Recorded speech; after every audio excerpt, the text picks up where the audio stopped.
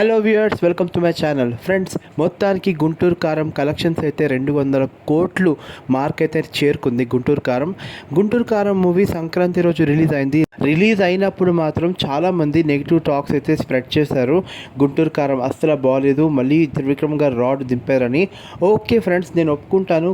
గుంటూరు కారం first half అయితే బాగలేదు, కానీ సెకండ్ హాఫ్ అయితే చాలా బాగుంది. అసలు ఫస్ట్ హాఫ్ సెకండ్ హాఫ్కి సంబంధం లేకుండా మహేష్ బాబు గారు అయితే మాత్రం ఫస్ట్ హాఫ్ కానీ సెకండ్ హాఫ్ కానీ దున్నేశారు. నిజంగా మహేష్ బాబు గారి యాక్టింగ్ కానీ, మహేష్ బాబు గారి డ్యాన్స్ కానీ, మహేష్ బాబు గారి డైలాగ్ డిక్షన్ కానీ హైలైట్. అసలు ఆ సినిమా మొత్తానికి అసలు చాలా హైలైట్గా నిలిచిందే మహేష్ బాబు గారు. అండ్ సినిమా కూడా చాలా చాలా బాగుంది. సినిమాలో నెగిటివ్స్ అనేది కామన్, నెగిటివ్స్ రావడం అనేది కామన్. ఏ సినిమాకి నెగిటివ్ లేకుండా ఏ సినిమా ఉండదు. కానీ ఫ్రెండ్స్, గుంటూరు కారం మూవీ రిలీజ్ అయినప్పుడు నెగిటివ్ టాక్ వచ్చినా సరే 200 కోట్లు కలెక్ట్ చేయడం అనేది మామూలు విషయం కాదు. ఆ మామూలు విషయం కాదనేది ఒకే ఒక కారణం ఎవరంటే ప్రిన్స్ మహేష్ బాబు.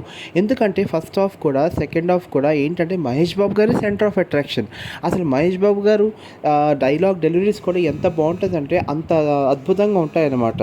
ముఖ్యంగా ఏంటంటే Mahesh Babu కెరీర్లోనే complete mass getup చేశారు. ఆ డైలాగ్ యాసలు కూడా ఏంటంటే చాలా చాలా బాగుంటుంది. యాస కూడా ఏదో ఒక మాస్ యాస అనమాట. చాలా చాలా బాగుంది. చాలా బాగా చేశారు.